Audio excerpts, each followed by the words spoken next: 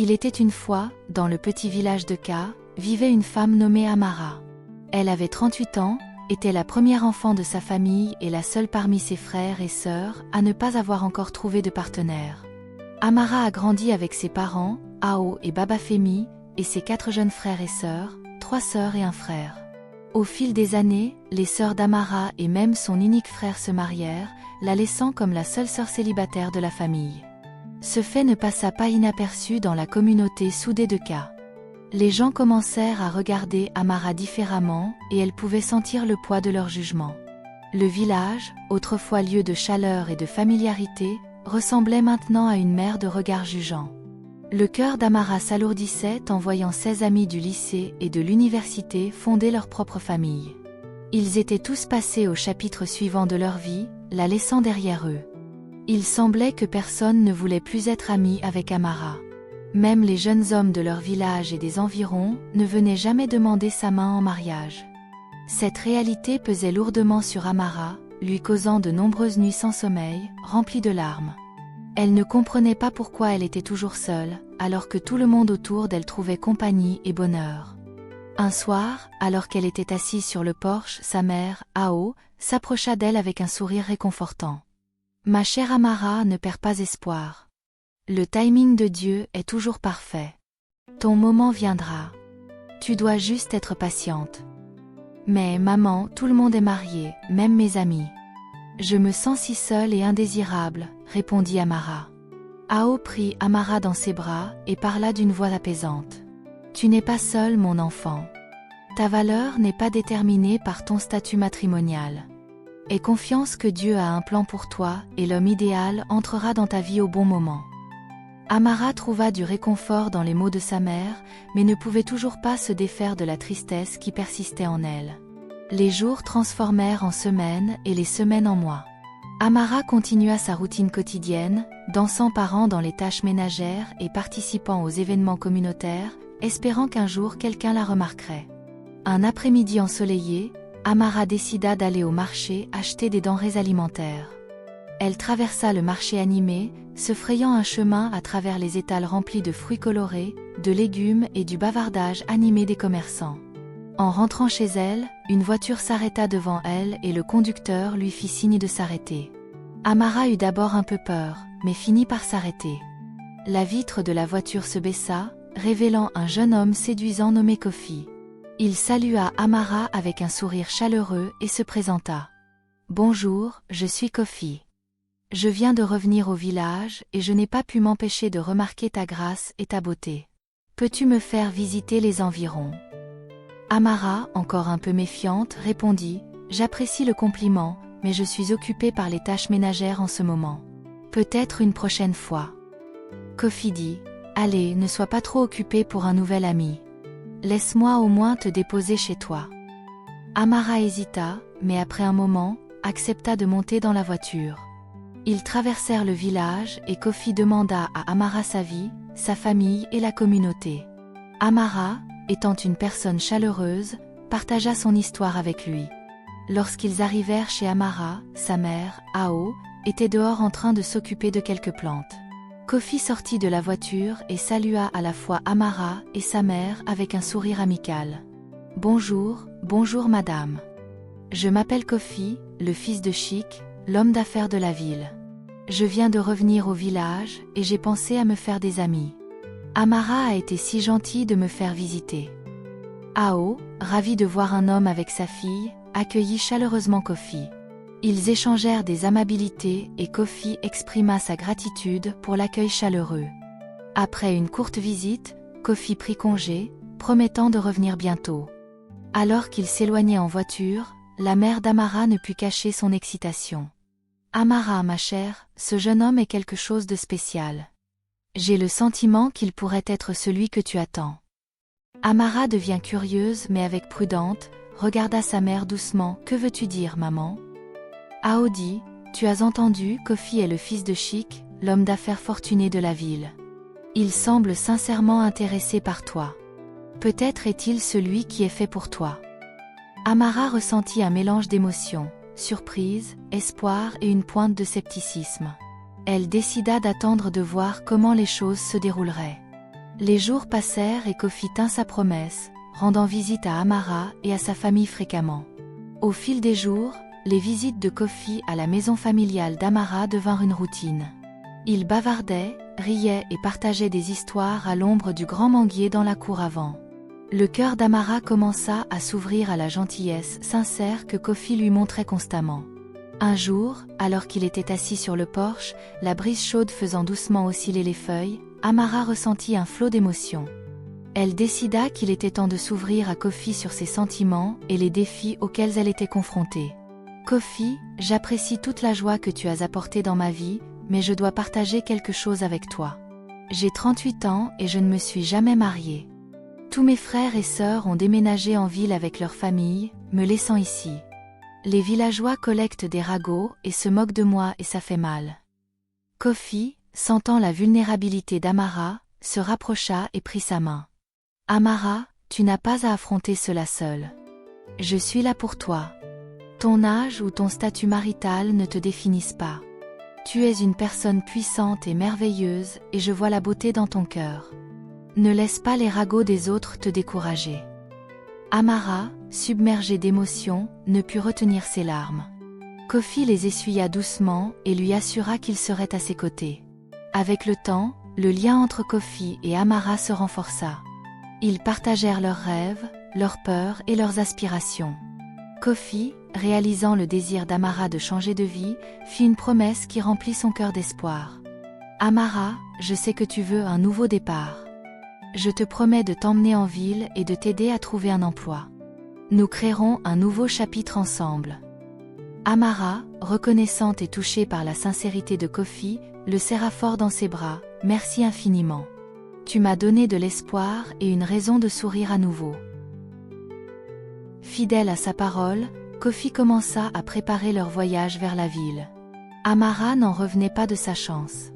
Non seulement elle avait trouvé l'amour, mais elle avait également l'opportunité de recommencer à zéro.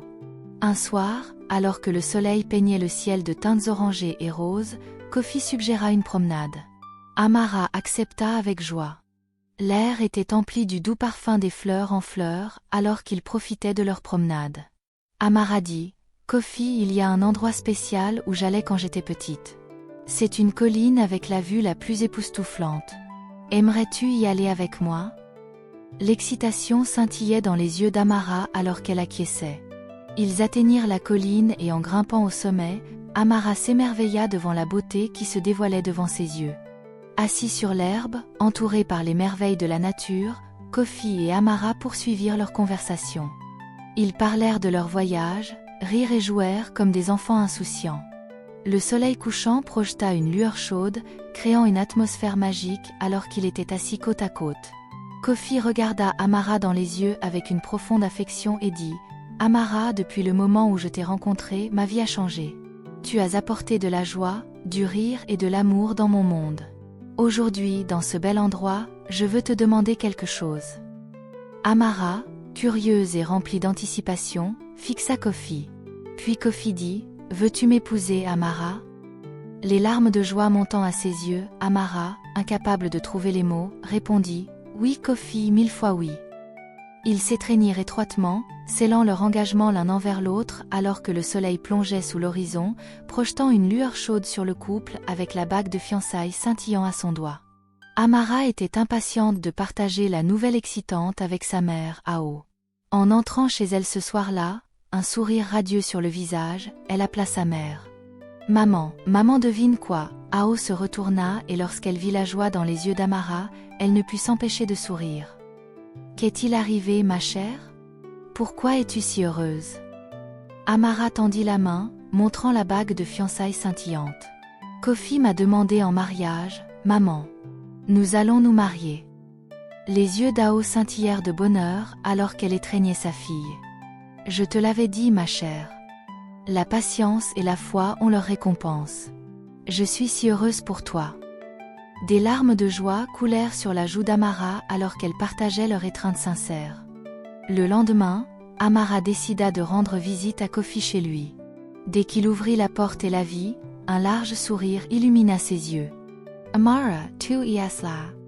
Entre, mon amour. » Ils passèrent la journée à cuisiner ensemble, à rire et à simplement profiter de la compagnie l'un de l'autre. La routine de leurs moments partagés devint une source de confort et de joie. Un jour, avec une expression sérieuse sur le visage, Kofi rendit visite à la maison d'Amara.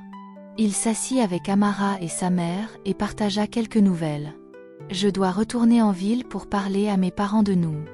Je veux qu'ils rencontrent Amara et si tout se passe bien, nous reviendrons au village et nous marierons. » Le visage d'Amara tomba légèrement à la nouvelle du départ de Kofi, mais il la rassura rapidement. « Ne t'inquiète pas, Amara. Je te promets que je reviendrai pour toi. J'ai juste besoin de régler les choses avec mes parents. Je t'aime et je veux que tout soit parfait pour notre avenir. » Amara, attristée par la nouvelle du départ de Kofi, fit confiance à sa promesse et ressentit la chaleur de son amour. Ils s'étreignirent étroitement et alors que Kofi s'éloignait en voiture, Amara murmura une prière pour son voyage en toute sécurité. Alors que la nouvelle du mariage imminent d'Amara se répandait dans le village, une vague de stupéfaction balaya la communauté. Les mêmes amis qui s'étaient éloignés d'Amara commencèrent maintenant à se rapprocher, offrant leurs félicitations et leurs vœux chaleureux. Amara ressentit un regain de joie, reconnaissante pour le tournant positif que sa vie avait pris. Les jours se transformèrent en semaines et l'inquiétude s'insinua dans le cœur d'Amara alors que l'absence de Kofi se prolongeait. Le téléphone qu'il lui avait donné, elle ne pouvait pas le joindre. Cette tentative d'appel ne menait qu'à la frustration, son numéro refusant de se connecter. Amara partagea son inquiétude avec sa mère, Ao, qui tenta de la rassurer. « Amara, chérie, peut-être que Kofi est juste pris par des choses. Il appellera bientôt. Ne t'inquiète pas trop. » Mais les jours passèrent et le silence de Kofi persista. 2 longs mois passèrent et l'inquiétude d'Amara se transforma en profonde préoccupation. Son monde s'effondra lorsqu'elle découvrit qu'elle était enceinte. La joie de la maternité fut assombrie par la peur d'être seule. Amara, désespérée de trouver des réponses, tenta d'appeler Kofi à nouveau, mais son numéro injoignable résonna avec sa frustration. Les larmes coulèrent sur son visage alors que sa mère tentait de la consoler. « Amara, mon enfant, nous affronterons ce qui vient ensemble. Ne perds pas espoir. Peut-être y a-t-il une raison pour laquelle il n'a pas pu nous contacter. » Alors que le ventre d'Amara s'arrondissait avec la nouvelle vie en elle, les villageois qui avaient autrefois célébré son bonheur se tournèrent maintenant vers la moquerie. Les chuchotements et les regards jugeants s'intensifièrent, créant un lourd fardeau sur les épaules d'Amara. Incapable de supporter la honte et l'incertitude, Amara prit une décision difficile. Elle entreprit un voyage pour trouver Kofi. Elle rassembla quelques affaires, laissa une note à sa mère et partit pour localiser le domaine citadin où Kofi avait mentionné vivre. Son voyage la conduisit dans des bus et des rues inconnues, guidée uniquement par les souvenirs des paroles de Kofi. La détermination d'Amara à trouver l'homme qu'elle aimait surpassa les défis qu'elle rencontra en chemin. Elle navigua dans la ville animée, demandant aux étrangers des directions vers le domaine que Kofi avait autrefois appelé chez lui. Arrivée dans la ville, le cœur d'Amara battait à la fois d'espoir et de peur. Elle trouva son chemin vers le domaine où Kofi avait vécu, désespérée de découvrir la vérité. S'adressant au gardien de sécurité à l'entrée, elle se renseigna sur Kofi. « Excusez-moi, monsieur, je cherche Kofi. Pouvez-vous m'aider à trouver sa maison ?» Le gardien de sécurité, l'air compatissant, hésita un instant avant de livrer la nouvelle dévastatrice. « Je suis désolé, mademoiselle. Kofi a été impliqué dans un accident de voiture grave il y a 2 mois. Il n'a pas survécu. » Le monde d'Amara s'effondra autour d'elle alors que le poids des mots s'imposait. Les larmes coulèrent sur son visage et elle supplia le gardien de sécurité de l'emmener à la maison de Kofi. « Je suis désolée pour votre perte, mais je ne peux pas vous y emmener. C'est contraire à notre politique. » Bouleversée et brisée, Amara supplia pour obtenir de l'aide, désespérée de voir la moindre trace de la vie qu'elle espérait avec Kofi. Après quelques supplications, le gardien de sécurité l'accompagna à contre-cœur jusqu'à la maison de Kofi. Arrivée sur le seuil, le cœur d'Amara battait d'anxiété. Elle frappa à la porte, espérant contre tout espoir un résultat différent. Le père de Kofi, Monsieur Chic, ouvrit la porte avec une expression surprise. Amara, tremblante, commença à partager son histoire. Monsieur, je suis Amara. J'étais fiancée à Kofi. Je viens d'apprendre l'accident. Est-ce vrai? Monsieur Chic, l'air sombre, confirma la triste nouvelle. Oui, c'est vrai. Kofi a perdu la vie dans cet accident. Je suis désolée, Amara. Submergée de chagrin, Amara supplia pour obtenir des informations sur les derniers moments de Kofi. Monsieur Chic écouta attentivement, le cœur lourd de sympathie, et dit « Je ne sais rien de vous, Amara. Kofi n'a jamais mentionné de fiançailles. Je pense que vous devriez retourner à votre village. L'homme qui vous a fiancé n'est plus. » Il tendit à Amara une somme d'argent, l'incitant à retourner dans les environs familiers de son village.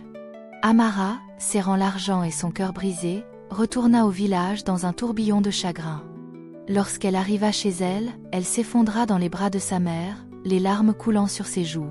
« Maman, il est parti. Kofi est mort par accident. » Ao, ressentant le poids de la douleur de sa fille, serra Amara étroitement et dit « Je suis tellement désolée, ma chère. La vie peut être incroyablement difficile. Nous surmonterons cela ensemble. » Après la nouvelle déchirante du décès de Kofi, Amara trouva du réconfort dans les étreintes chaleureuses de sa mère. Avec des larmes tachant ses joues, elle décida de se consoler et de faire face à la réalité que la vie lui avait imposée. « Maman, il est parti, mais je dois trouver la force de continuer. » Ao, essuyant ses propres larmes, acquiesça en comprenant et dit « Nous surmonterons cela ensemble, ma chère. Prends le temps de faire ton deuil et quand tu seras prête, nous affronterons ce qui vient notre chemin. » Les jours se transformèrent en semaines et Amara, déterminée à surmonter le chagrin, choisit d'ignorer les moqueries des villageois. Pourtant, au fil du temps, un défi différent émergea.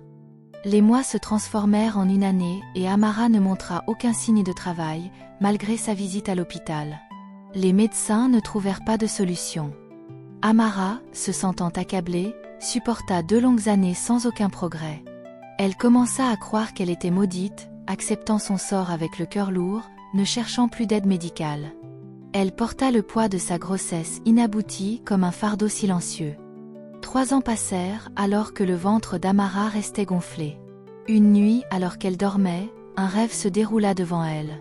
Kofi apparut, son sourire radieux et réconfortant, et il dit « Amara, un bébé arrive demain.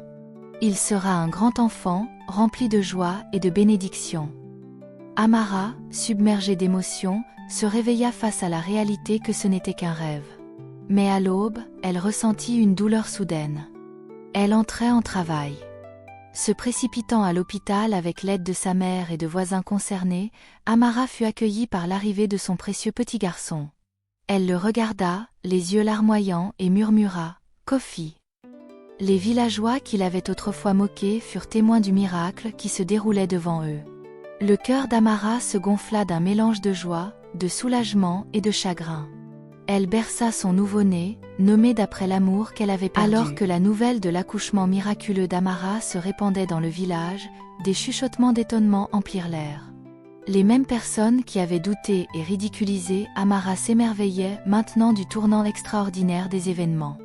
Amara, embrassant son nouveau bonheur, ne put s'empêcher de ressentir un lien avec le rêve qu'elle avait fait la nuit précédente. Son petit garçon, nommé d'après son défunt père, devint un symbole d'espoir et de résilience. Après qu'Amara soit rentrée chez elle avec son fils Kofi, un mélange d'émotions remplit son cœur. La tristesse de perdre l'homme qu'elle aimait persistait, mais la joie d'avoir un petit bébé portant son nom apportait du réconfort. Amara, avec le soutien de sa mère, se consacra à prendre soin du petit Kofi. 2 ans plus tard, le jeune Kofi jouait joyeusement dans la cour lorsque des voitures entrèrent dans leur allée. Ce n'était nul autre que Monsieur Chic, le père de feu Kofi. Amara, surprise, lui offrit un siège et sa mère les rejoignit. Monsieur Chic expliqua le but de sa visite. Kofi m'est apparu en rêve, me pressant de remettre l'entreprise familiale à Amara et à leur fils. Monsieur Chic dit « Amara, Kofi veut que toi et le petit Kofi ayez l'entreprise. Il m'est apparu en rêve et je crois que c'est son souhait. Viens avec nous en ville et je te guiderai à travers tout. » Amara, déconcertée, avait besoin de temps pour traiter ce revirement inattendu des événements. « J'apprécie votre gentillesse, Monsieur Chic. Laissez-moi y réfléchir, » dit Amara. Quelques semaines plus tard, Amara prit la décision de se rendre en ville avec le petit Kofi. Monsieur Chic les accueillit dans la demeure de Kofi, révélant que la maison, les voitures et l'entreprise leur appartenaient désormais. Amara, submergée de joie et de tristesse, ne pouvait croire à la générosité qui leur était accordée. « C'est trop, Monsieur Chic. »« Je ne m'attendais pas à tout cela, » dit Amara. Monsieur Chic répondit, « C'est ce que Kofi voulait pour toi et le petit Kofi. Accepte-le et je te guiderai à chaque étape. » Les larmes coulèrent sur les joues d'Amara alors qu'elle suppliait Monsieur Chic de l'emmener sur la tombe de Kofi. Debout devant celle-ci, elle versa son cœur, présentant le petit Kofi à son défunt père. Elle parla de leur amour, des moments partagés et eut une longue conversation seule, avec des larmes. Quelques jours plus tard, Amara embrassa un nouveau rôle en tant que directrice de l'entreprise, avec Monsieur Chic fournissant des conseils. Elle portait la bague que Kofi lui avait donnée, refusant de la retirer comme symbole de leur lien durable. Amara dédia sa vie à la mémoire de Kofi, jurant de ne jamais se marier à nouveau. Les années passèrent et le petit Kofi grandit pour devenir un jeune homme bien, maintenant au lycée. Amara amena sa mère en ville, veillant à son confort. Malheureusement, la vie prit un autre tournant lorsque sa mère décéda. Pourtant, au milieu du chagrin, Amara et le petit Kofi trouvèrent du réconfort dans leur lien. Vivant en ville, ils créèrent un foyer rempli d'amour et de souvenirs. Amara, fidèle à sa promesse, ne se maria jamais à nouveau.